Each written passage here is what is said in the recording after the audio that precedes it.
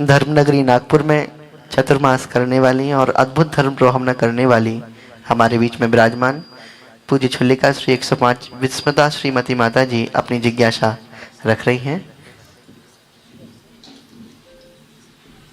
नमस्ते महाराज जी।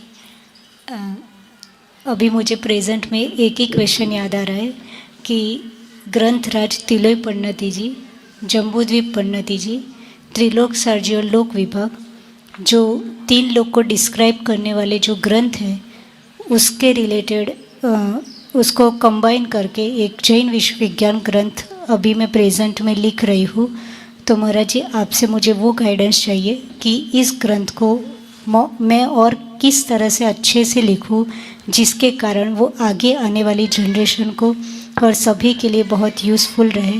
ऐसा सबसे मुझे पहले तो ये भावना मान लें कि हम आचार्य भगवान के द्वारा जो रचित ग्रंथ हैं अपनी शक्ति के अनुसार उसे और बढ़ाने की कोशिश कर रहे हैं। हम नहीं लिख रहे हैं, उनकी ही वाणी को और प्रसारित कर रहे हैं। हाँ महाराज जी, ये भाव अंदर आ जाएगा तो अपने आप विशुद्धि इतनी बढ़ती चली जाएगी और वो ग्रंथ एक अलग ही अद्भुत अंदाज में सबके सामने आ जाएगा। क्योंकि आज वर्तमान का जो ज़माना है, न्यू जनरेशन जिस तरह से भटक रही है और जब साइंस को वो पढ़ती है, साइंस कुछ और क्लेम करता है, सन रोटेट कर रहा है कि सन रिवॉल्व कर रहा है कि इस पृथ्वी घूम रही है, वो सब कहती है। तो आज की पढ़ी लिखी जो जनरेशन है उसे के मन में ही नहीं, सबके मन में ये डाउट बड़ी आसानी से आने लगता है कि हम विज्ञान को माने कि वीतराग विज्ञान को माने।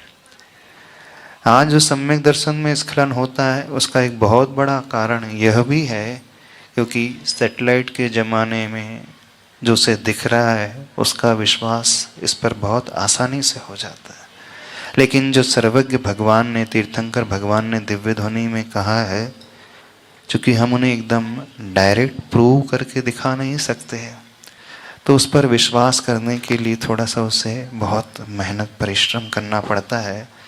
तो होना ये चाहिए न्यू जनरेशन को उन्हीं के अनुसार हम कुछ प्रस्तुत करके दे सकें तो बहुत अच्छा होगा। उनका सम्यक दर्शन, उनका फेथ बहुत अच्छे से बन पाएगा और जिन धर्म की ओर वह अग्रसर हो पाएंगे। तो ऐसा पुरुषार्थ आप करेंगे तो बहुत अच्छा रहेगा। धन्यवाद महाराज जी।